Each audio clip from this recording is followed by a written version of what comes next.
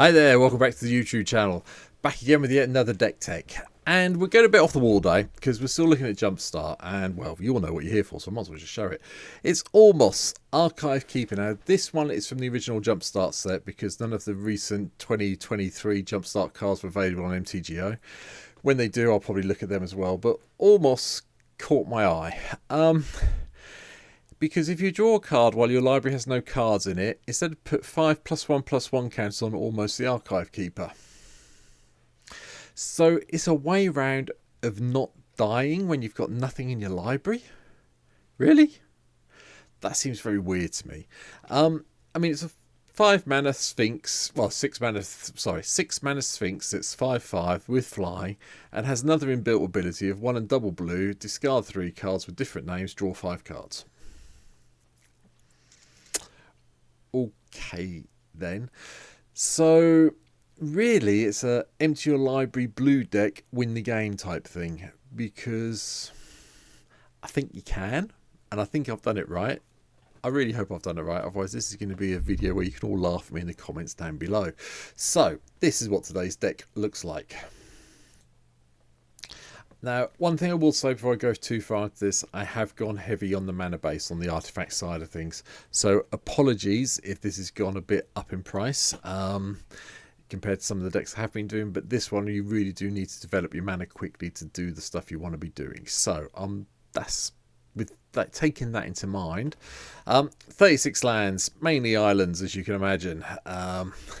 We have got a couple of useful things in here, like the False God, Surgical Bay, Reliquary Tower. Nykthos is here because we're playing a mono deck, so it's no point in playing anything apart from... Sorry, that wasn't anything rude, by the way. That's Canva, the program I use to do all the thumbnails with. It's called mono-based blue at the end of the day. Fabled Passages here, Evolving Wilds, just to make sure we can get out some of the islands when we need them. The Arch is here to help us draw. Vantress to help us scry. And Desert the Mindful is either blue mana or cycle for a quick extra card draw. As I said, the artifact ramp's quite expensive. We've got Mox Tantalite, Soul Talisman, Jewels, Lotus, Mana Crypt, Mana Vault, Soul Ring, Arcane Signet, Felwar Stone, Thought Vessel, and Sapphire Medallion, so I count that as ramp nowadays.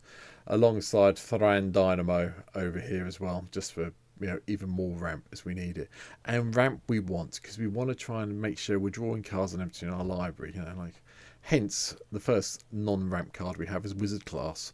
No maximum hand size, pay 3 mana, it becomes draw 2, and then if you pay the 5, whenever you draw a card, put a +1/+1 counter on target creature you control, which is quite nice. It does give you another way of pumping your creatures up, and we are only playing 22, and we do need to keep some of them alive. So one of the ones we want to keep alive is Baral, to make all instants and sorceries cheaper. Cyclonic Rift gives us a bit of, major bit of board control we can use once. Notice I'm not playing Elixir of Immortality in this deck, because we want to empty our library as quickly as possible, and it's one of the things that wouldn't do it is the Elixir of Immortality. Folio of Fancies makes an appearance from the original Eldraine set. Gives everyone a no maximum hand size. We can pay XX and everyone draws X. And then gives you a nice win condition, kind of, if you need it, of 2 and a blue for each opponent. Mills cards equal to the number of cards in their hand. Not bad. Manic Scribe enters the battlefield. Each opponent mills 3 in the beginning of each opponent's upkeep. There are 4 more card types in your graveyard. That player mills 3 cards. Another way of milling out your opponent if you want to go that way. Snapcaster to flash anything back we might need. Triskafield to give us another way of win. If we've got 13 cards exactly in our hand, we win. Watcher of Tomorrow does the nice hideaway bit, which I quite like in this deck. Counterspell, Mana Drain, a little bit of control. Thassa's Oracle, if we can make sure we've got enough blue permanents in play, do the whole of the X scrying thing for our devotion level, we can win the game that way. I think all of these I've mentioned, but I will point out Howling Mind, just so it's here for some additional card draw. Like I say, we want to empty our library as quickly as possible. As Foretold makes an appearance for the first time in the long one, and I really do like the artwork on this one from Wilds of Eldraine, the Enchanter's sheet, hence why it's in this deck. It just gives us a nice way of paying 0 to cast some of the spells later on. Lab Maniac, if you draw a card while you have no cards in your library, you win the game. Now, I'm not sure which one of these effects works. I haven't got to the point where I've had to try this out yet. I've basically won through beat down with this guy. 5/5 in the air and protecting it, which is quite weird for this deck, but we'll see. Ristic Study. Yeah, okay. Time Twister. Price of this deck is going to be ridiculous. Drop Time Twister. It'll come down to a more reasonable level. Does give us a way of shuffling everything back in, but that's really in case we need to, in case we've got no other way of winning. That's the only reshuffle effect we have in the deck, and even now I'm dubious about whether it should be in here or not, but it's staying put for now. Windfall, everyone discards their hands, we draw the cards, equal number of greatest discard that way. Hercule, Master Wizard, you all know what this does, hence why it's appearing here. Party Jace is here to make everyone draw. Horn of Greed, card draws which play lands. Temple Bell, make everyone draw stuff. Curiosity Crafter, whenever a creature token you control, irrelevant. We don't really have any creature tokens, but no maximum hand size and 3/3 flyer. That can get bigger off the back of the wizard class. Ain't the worst thing in the world. Inga Rune Eyes, enters the battlefield, scry 3. When it dies, draw 3 cards of 3 or more creatures died this turn. Yeah, okay then. Inscription of Insight gives us a way to bounce stuff, draw cards, or create an illusion token if we need to win that way. Murmuring Mince gives us birds that we can win with through bird flying beatdown. Splashy Spellcaster, whenever you cast an instant or sorcery, create a sorcery roll token attached to one of the target creature you control. Works really nicely with the Murmuring Minsk. I have to say, this is one of the ways I have won the practice games with this, by putting a whole load of sorcery rolls onto the birds generated by the Murmuring Minsk and going, yeah, okay then, I'm just going to keep scrying until I find the bits I need to win from here.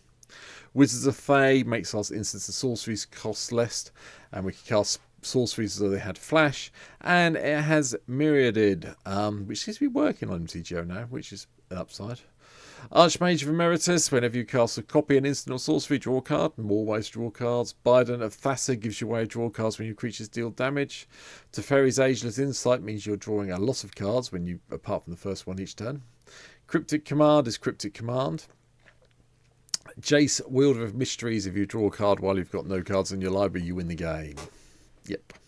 Another version is Jace is a Perfected Mind. I quite like this one. Thought I'd give it a run out since I picked one up in Phyrexia All will be one. I quite like the -X target player mills 3 times X cards. Nice. Anyway, plus the fact you can target yourself and win that way by not having any cards in your graveyard to draw. Bear that in mind. It's target player, not target opponent. Aetherflux Reservoir, if we get cast a lot of spells and get a lot of life, we can kill someone this way if we want to win the game that way. Font of Mythos is draw. Solemn Sim gives us land ramp and a card draw. And Teferi's Puzzle Box. Probably going to upset people with this one, but it's just too much fun to have in here. Archmage of Echoes. We have a lot of wizard spells, so we might as well copy them when we cast the things out. Serum Sovereign comes into play. We can remove, whenever you cast a non-creature spell, put an all counter on the Serum Sovereign, remove an all counter, draw a card, then scry 2. Future Sight just lets us see what's on top of our library and play our lands and spells from the top of it. Plus, it really pumps up our devotion if we're going to try and do the Thassa's Oracles win. Morkenheim gives us a lot of dog illusion tokens. Arkansas the Omnipotent comes back in, draws 3 cards. We can bounce it back to our hand, so make sure you've got 10 mana maybe available to do this. You can save him. The Temporal Anchor. Scry 2, beginning to choose 1 or more cards on the bottom of your library while scrying. You exile that many cards from the bottom of your library during your turn. You may play cards exiled with the Temporal Anchor. Yeah, okay, I'll just exile my cards. That just makes my library smaller, makes it easier for me to draw everything I need to draw. Shadow Puppeteers, another wizard, enters the battlefield, create 2 1/1 Black Fairy Rogue creature tokens, and whenever a creature you control with flying attacks, you may have it become a red dragon with base power and toughness 4/4, in addition to its other colours and types till the end of turn. Yeah, okay then. Mind's Dilation, just to annoy your opponents and get their stuff. Wizard Spellbook's just a fun one. If we're exiling stuff from our graveyard, well, from a graveyard, not from our graveyard, I should say. Copy each spell card exiled or wizard spellbook. You may cast any number of the copies without paying their mana costs. Yeah, people always have exiles and things, so you know, quite happy to do that.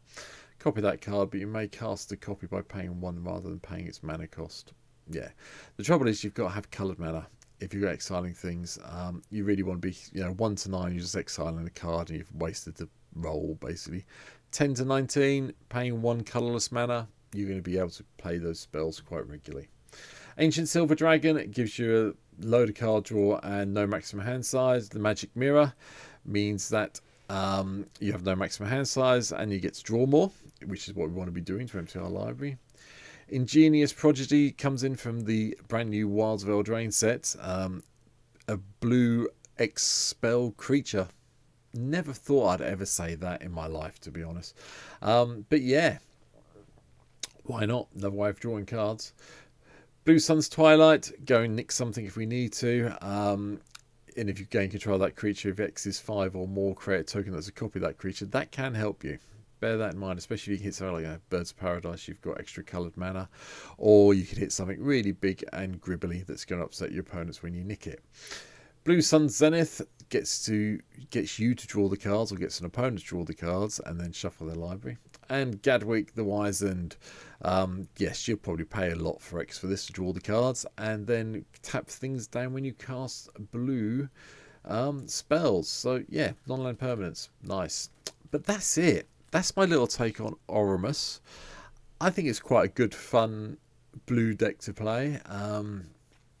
Like I said, I've played a couple of games with it. It does work reasonably well. Yes, I came second in one of them. Yes, I got knocked out very early in one of the other ones. I think it was the first person out. But it does work. And if you can put the mana together quite quickly, I think Ormos is a bit of a sleeper from Jumpstart back in the day that I haven't really seen anyone playing. So that's my deck tech for today. Hopefully you've gone and hit the sub button. That should be here somewhere. I will try and do this professionally at some stage. Maybe get a little arrow that points I can hold in this hand. You know, sub, yeah. 255 as I record this today, so please, if you haven't subbed before, please help me out and sub. Let your friends know, get them to sub, help me build up a bit quicker. Thank you to everyone who's subbed recently. For some reason last week I kind of hit a bit of a spurt and I got 12 subs last week, so I was really happy with that. So do the same for the next few weeks, be great. Yeah, love it. But for now, thanks for watching. Any comments, let me know down below. I try and respond to all the comments as usual, and I'll see you in the next video. Take care, see you soon, bye.